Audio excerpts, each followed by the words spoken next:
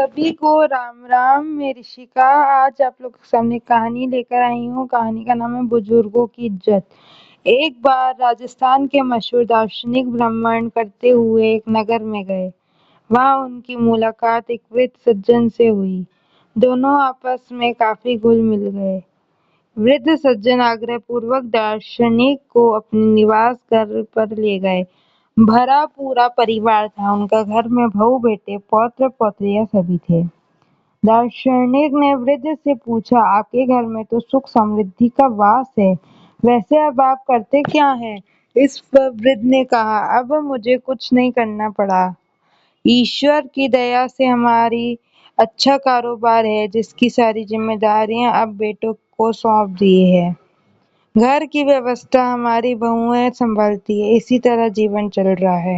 यह सुनकर दार्शनिक बोले, किंतु इस वृद्धा में भी आपको कुछ तो करना ही पड़ता होगा। आप बताइए कि बुढ़ापे में आपके इस सुखी जीवन का रहस्य क्या है?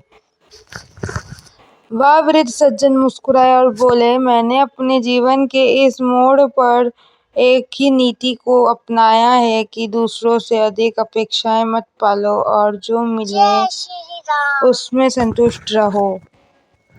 मैं और मेरी पत्नी अपने पारिवारिक उत्तरदायित्व अपने बेटे बहुओं को सौंपकर निश्चित है।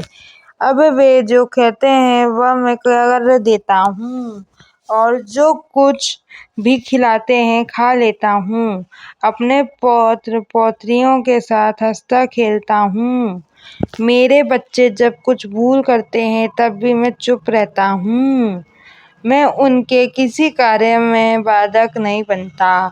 पर अब कभी वे मेरे पास सलाह मशविरे के लिए आते हैं तो मैं अपने जीवन के सारे अनुभवों को उनके सामने रखते हुए उनके द्वारा की गई भूल से उत्पन्न दुष्परिणामों की ओर सचेत कर देता हूँ। अब वे मेरी सलाह पर कितनी अमल करते या नहीं करते हैं यह देखना और अपना मन व्यवस्थित करना मेरा काम नहीं है।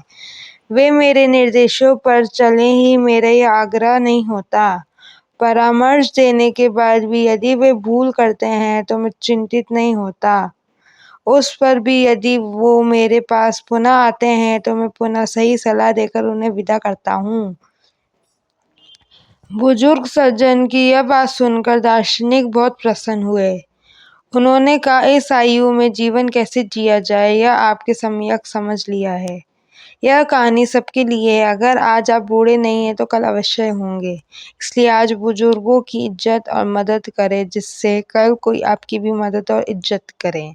याद रखें, जो आज दिया जाता है वही कल प्राप्त होता है। अपनी वाणी से सुई भले ही रखो पर उसमें धागा जरूर डालकर रखो ताकि सुई केवल छेद ही न करे, आपस में माला की तरह जोड़कर भी रखें। वरिष्ठ नागरिक घर में वानप्रस्थी बनकर रहने का अभ्यास करें। जय जय श्री राम। जय हिंद। सदैव प्रसन्न रहिए। जो प्राप्त है वही पर्याप्त है। धन्यवाद। जय हो। सदा विजय हो।